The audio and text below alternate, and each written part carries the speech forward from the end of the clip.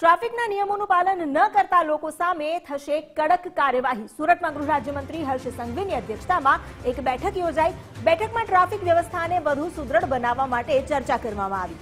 બેઠકમાં સુરત પોલીસનો વર્ષ 2025નો રોડમેપ તૈયાર કરાયો છે। 2025માં જાહેર રસ્તામાં સ્પિટિંગ કરનાર સામે એફઆઈઆર કરાશે। સીસીટીવીની મદદથી ગંદકી કરનારા લોકોને શોધી કઢાશે અને તેમની સામે પણ કાર્યવાહી કરવામાં આવશે।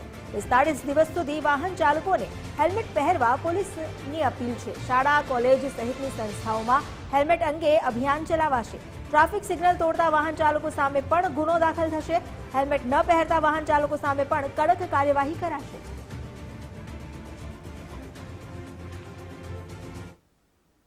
આજે માનनीय गृह राज्यमंत्री साहबना अध्यक्षताમાં અને મેયર સાહેબના, ડિપ્ટી મેયર સાહેબ અને કોર્પોરેશનના સમગ્ર સિનિયર અધિકારીઓ, પોલીસના સિનિયર અધિકારીઓ, કલેક્ટરશ્રી બધા લોકોના સાથે એક જો કમ્બાઇન્ડ મિટિંગ રાખવામાં આવી, જેમાં આપણા સુરત શહેરના નગરજનો માટે ખૂબ ટ્રાફિક વ્યવસ્થા ખૂબ સ્મૂથ થાય જોઈએ। ટ્રાફિકને લઈને કે એક વાત બરાબર છે કે ટ્રાફિક વ્યવસ્થામાં આ લોકો અગર જો પાલન નથી કરતા એના લીધે જો અમુક એક્સિડન્ટ લોકો થઈ જાય છે।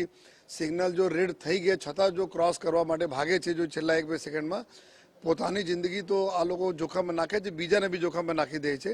તો એના વિરુદ્ધમાં સીધે અમે જો આ કાર્યવાહી કરીને ગુનાહિત મતલબ અમે ગુના દાખલ કરવા માટે જોઈએ કે રેસ એન્ડ નેગ્લિજન્ટ ડ્રાઇવિંગ માટે કે તમે લાલ હોવા છતાં આ રીતે ભાગે કે પોતાની જિંદગી બીજાની જિંદગી જોખમાય, તમે રોંગ સાઈડવાળા છે એના વિરુદ્ધમાં બી અમે લોકો વારંવાર જો ટેવાઈ ગયા છે, જે અમારી પાસે રેકોર્ડ હોય છે જેના ઈ ચલનમાં, એના ઉપર બી અમે ગુના દાખલ કરીએ કે જેથી રોંગ સાઈડવાળા બંધ થાય જોઈએ।